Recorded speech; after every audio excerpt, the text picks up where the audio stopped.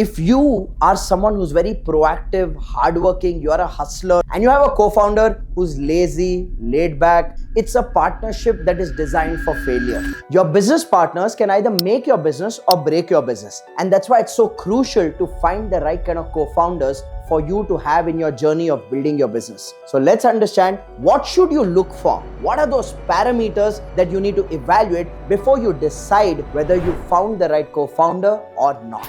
Now, when it comes to finding the right co-founder, you need to understand that there are two aspects to this game. One, there should be some commonality between you and your co-founder. And two, there has to be some complementarity, if there's a word that exists like that, between you and your co-founder. So let me give you a list of what needs to be common and what needs to be complementary when it comes to you and your co-founder. The first element that needs to be common between you and your co-founder is what I call as the end goal. Now, what do I mean by the end goal? Think about it. When you're in the journey of building a business, you got to know clearly what is the end goal that you want to accomplish. What do you want the business to do for you? Because for some business owners, just having the identity of being a business owner, just having the identity that they are an entrepreneur is the accomplishment of their end goal, because it's their long dream and desire to start a business. And when they start the business, that itself is for them the end, where they feel that that's it. Now I'm an entrepreneur. This is all that I want to be for the rest of my life. So for some people, identity is the end goal. For some people, income is the end goal, where they feel as long as I'm able to make enough money from the business and sustain my family's necessities, life is great. For some people, financial freedom is the end goal, where they want to build the business to a point where they make enough money from the business and not just sustain the necessities of their family, but also invest in assets and build personal wealth for themselves till a point where the assets can give them passive income so they don't have to depend on the business. So for some people, they are driven by financial freedom. And lastly, there are some people who are driven by building a legacy, which means they want to build an organization or a business which lives beyond them. They want to build a brand where every household knows about that brand. Now think about it. If you and your co-founder do not have a common end goal, let's just say you are driven by legacy, but your co-founder is just driven by monthly income, then there will be a huge disparity in your style, in your approach, in your values, in your way of working, which will end up creating a lot of disconnection and frustration in the relationship. So the first thing is you got to have a common end goal. That is the first ingredient of finding the right co-founder. Look, it's great if two people are on the same page. There's no right or wrong, big and small over here. Say, for example, you and your co-founder are clear. Monthly income is the ultimate end goal from the business. And as long as you are able to accomplish that, life is great. Then that's great. If you and your co-founder feel financial freedom is the end goal, great. If you and your co-founder feel legacy is the end goal, great. If you and your co-founder feel that just having a business is the end goal, even that works. The challenge comes if the end goal is not common. So always ask the person you are considering as a co-founder, what is their end goal of the business? Is it identity? Is it income? Is it financial freedom? Or is it legacy? That's the first parameter to evaluate. The second parameter that you need to evaluate, which needs to be common between co-founders, is the work ethic. Now, what do I mean by the work ethic?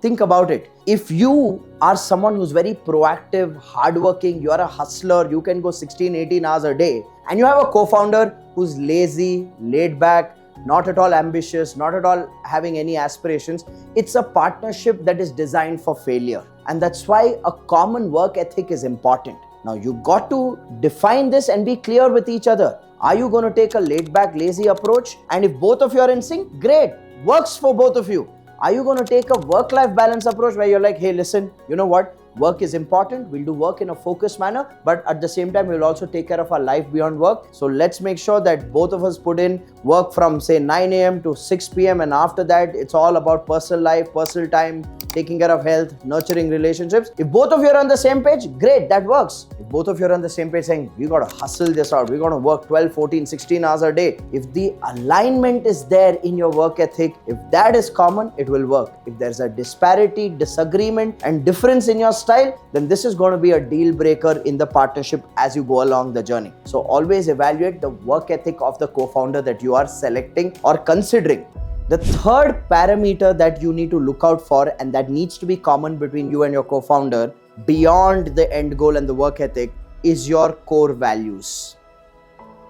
Now, this is where you got to spend enough time with a person and understand their philosophy of life, their philosophy of work, their philosophy of people, their philosophy of building teams, their philosophy of doing things on time. Because only when you understand what is the core principles and philosophies of an individual, you can create the right match. I mean, think about it. If you are someone who upholds very high standards of integrity, and for you being your word is everything, but you have a co-founder who feels like it's okay to break commitments, it's okay to say a convenient lie to just get through a situation, then these are the kind of things that start niggling and start becoming pains in the partnership over a period of time. If you are the kind of person who believes that you got to be honest, you got to deliver 200% to your client, but your co-founder is someone who feels that, hey, you know what, the only way to make money in life is to screw other people over, then obviously there's a huge disparity in your value system and how you're going to make decisions. If you are someone who believes that the workplace has to be a safe environment, but your co-founder is someone who doesn't mind flirting harmlessly with team members, then obviously that's going to become a pain point for you. So you need to understand commonality in core values is actually the most critical aspect when it comes to making a partnership work. If you are someone who believes in self-improvement and lifelong learning, but your co-founder comes with an arrogant attitude of I know it all and whatever I know is the right thing, then obviously that's going to create a lot of conflicts and friction between you and the co-founder. So the best way before you even commit to a partnership is to work. It's almost like you're dating each other before you decide to get married. So work together for 3 months, 6 months on projects before even you sign the dotted line and say, we are going to be doing this together, because that gives you the exposure into the value system of your co-founder or your potential co-founder who you are considering to make your partner. Now, before I go into the next aspect, which is what needs to be complementary between you and your co-founder, I have a gift for you. I want you to click on the link below in the description and utilize this 40-minute free training that I'm giving away, where I teach the strategy, systems, and the skills to build a scalable, profitable business. More than 20,000 entrepreneurs have benefited from the system I teach in this training and have gotten out of the trap of day-to-day firefighting in their business and have built a business which is profitable and scalable. So use that link. It is going to be of great value to you, and follow the instructions given in that video. Now, let's get back to what comes under the complementary aspect of a partnership. Now, while we've emphasized about how your end goal, your work ethic, and your core values need to be common between you and your co-founder, there also is one aspect that has to be complementary, that has to be different from each other. And what needs to be complementary is what I call as functional expertise. Every business needs dynamic capabilities for it to become successful, which means what? If you and your co-founder have common skill sets, common expertise, say you are coming from an operations background and your co-founder is also coming from an operations background, then you are depriving the business of the strength required in marketing and sales. And that's why I say this. Common expertise is actually a recipe for a dysfunctional, disastrous partnership. Because what happens then is, number one, there'll be a subconscious competition in decisions when it comes to that area of expertise that both of you carry. You may be an operational expert, your co-founder may be an operational expert, but you may have two different ways and approaches to solving the same problem. And that creates a subconscious conflict in the approach that has to be taken. But if you have complementary skills, you are an operations person, your co-founder is a marketing and sales expert, then your business is getting the benefit of the diversity required to take the business forward.